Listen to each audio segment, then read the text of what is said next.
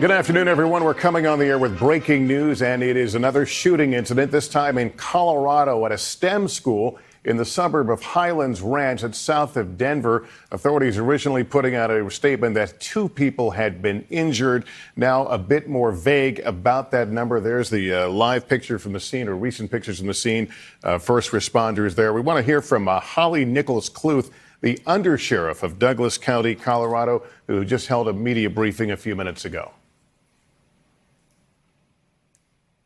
We have had a school shooting at the STEM school in Highlands Ranch. This school has about 1,800 students, K through 12. We have 2 suspects that are in custody, and there is tentatively a 3rd suspect. They're still clearing the school, so we don't know that yet. And we have multiple students that have been injured. Were the shooters students? We don't know that yet. What can you say about the injuries? How many students' ages? We're trying to get a recap of that now. We don't have that right now. It's a very evolving situation, and they are still treating it as an active situation. This is obviously a very large school. What are you telling the parents that are sort of hearing this news and they're coming to the scene? We're asking parents not to come to the scene. It's very congested. There's a lot of police activity and cars. They are being told to go to the Northridge Rec Center on Broadway, which is just north of Highlands Ranch Parkway in Highlands Ranch. There'll be a parent reunification center. We'll be working with the school district and the sheriff's office to reunify students. What can you say about how these shooters were apprehended? We don't know that yet, but we had many people on scene immediately. Our substation is just a block away, and our SWAT team is on scene, and we have numerous SWAT officers as well as a variety of other agencies and SWAT people that are actively searching the school right now. Talk to us about that protocol that goes into place now in terms of what you're doing right now on the scene in the school. Obviously, first off, we do rescue teams. We go in there and look for victims and look for the suspect. But right now, they're clearing the school room to room, evacuating students. Some of them have self-evacuated, so we have a large number of students we're trying to get to the parent reunification center. Again, we're asking parents not to come near the school because they won't be able to get to it. There's too much police activity, too many vehicles, too many rescue units. We have multiple rescue units on scene, treating injured and transporting injured, and we will get back to you on how many that is as soon as we can. So this is a case. That's the undersheriff, Holly Nichols-Kluth of Douglas County, Colorado, referring to the active shooting situation at the STEM school in Highlands Ranch, Colorado. That's in the southern part of the Denver area. As we look at that mass of first responders, we want to go to Molly Hunter right now in our Los Angeles bureau. She is following the story and has late details for us. Molly? Lester, hey, good evening.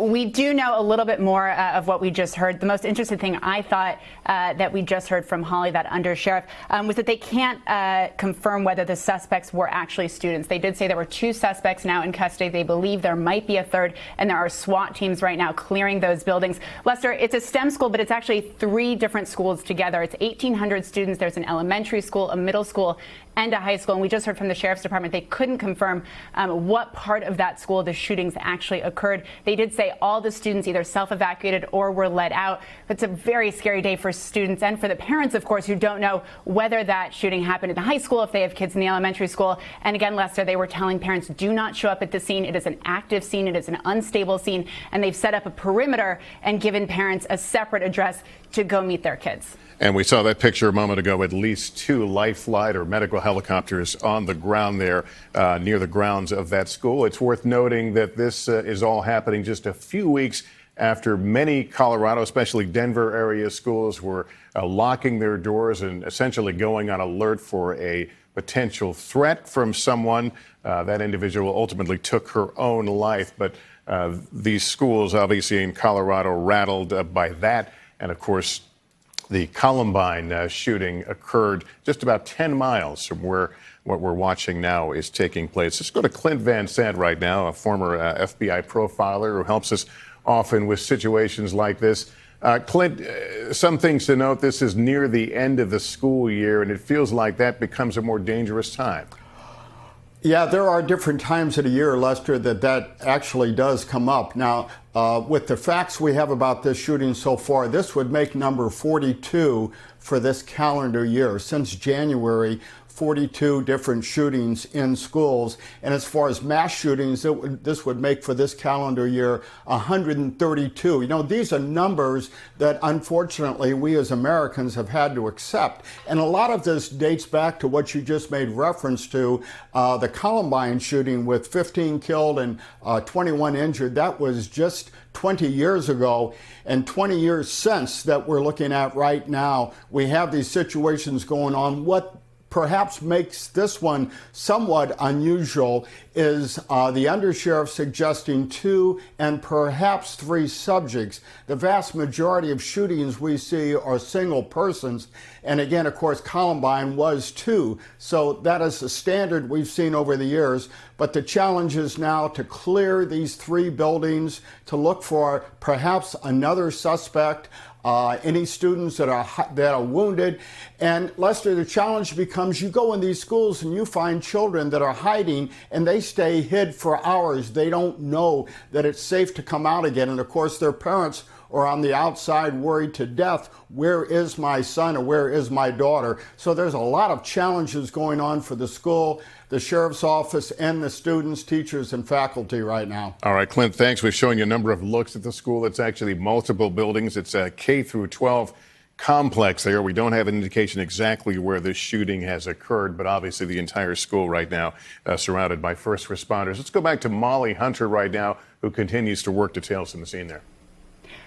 Lester, that's right. So the first responders we just heard were on the scene almost immediately. The sheriff's office is actually a block from the school, so that allowed, of course, as soon as the call came in around 1:53 p.m. local time, immediately authorities, first responders on the scene. We did see a couple of choppers. We did see SWAT teams go into the buildings. They are still clearing the buildings. As we said, it is still an active, very unstable situation. But that sheriff did note that one of the reasons they were able, of course, to get people on site so quickly is it because it happened so close to that office.